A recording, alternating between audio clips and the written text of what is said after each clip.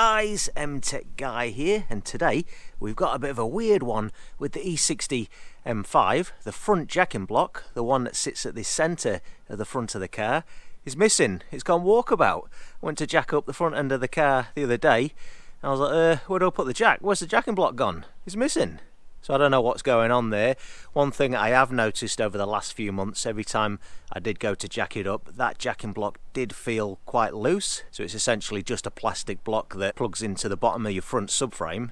And they do get worn over time, especially using a trolley jack, because it moves in an arc like that, and I think it puts weight on one edge of it. It sort of pulls it over to the side a little bit.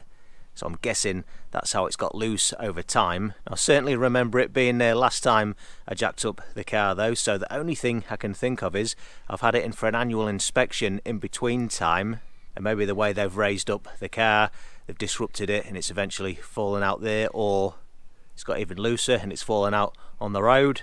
And as these cars get older now, this car being 20 years old, I've noticed that these daft little things do seem to come up.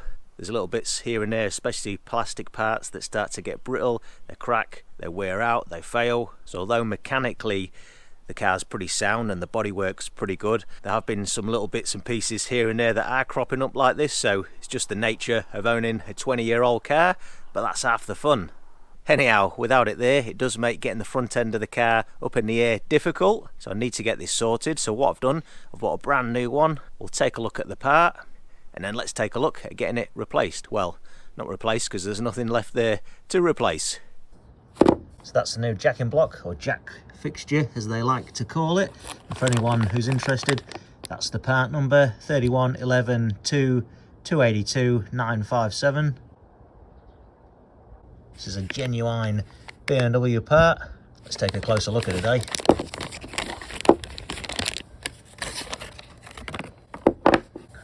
There we go. So you can see, just get them plastic locators on the top side of it. So it's quite obvious how this can get weak and break away after some time, after many uses, jacking it up in the air numerous times.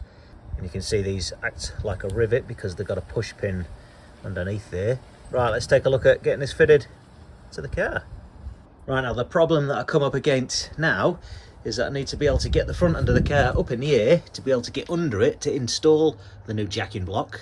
And with the original one missing, I've got no way of getting a jack under there and getting the front end up. Alright, I could use a jack against the subframe with a block of wood or whatever. I don't really want to jack against the subframe. I don't want to cause any damage to it. The other option is I could use the jacking point at the front of the side of the car there under the sills, and then maybe just put some blocks of wood underneath the wheels, because obviously if I'm jacking up there I've got nowhere to put my axle stands. But to be honest, even for an M car, the M5, the E60 M5 does sit pretty high off the ground at the front, and check out the arch gaps at the front.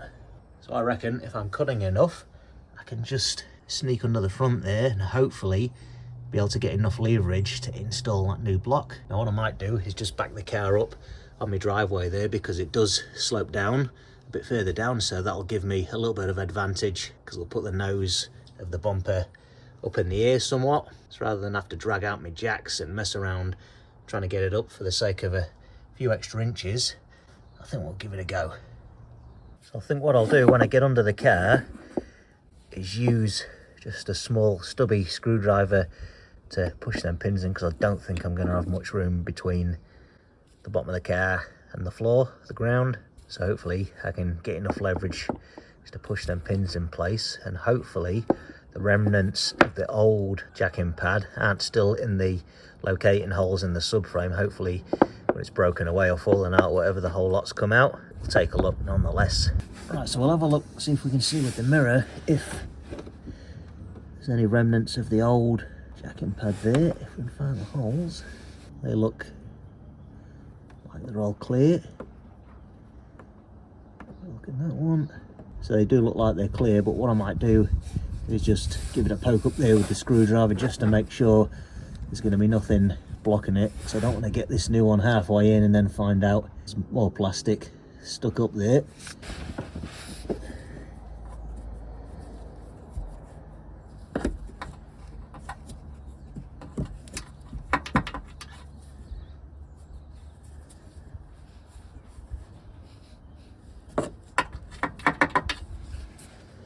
Yep, that feels all right.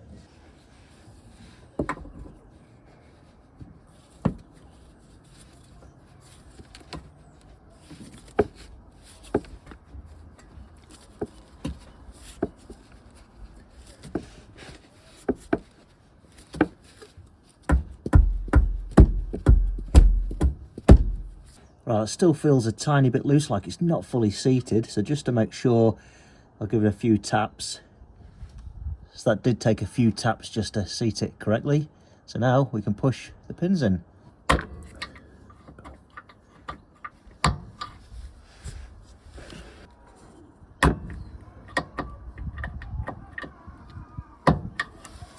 what I'll do is I'll just give them pins another check with the mirror just to make sure they are fully seated.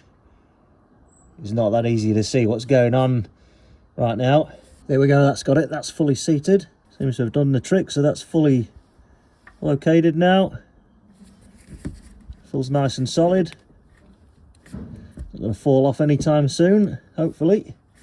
So, I'm quite happy with that. And if that lasts another 20 years, then that'll do for me.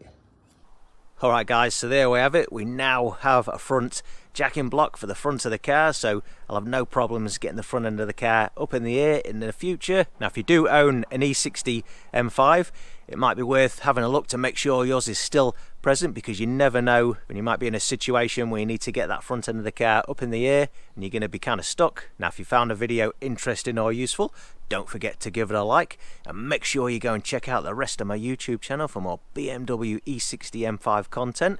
Consider subscribing if that's your cup of tea. I'm MTech Guy. Thanks a lot for watching.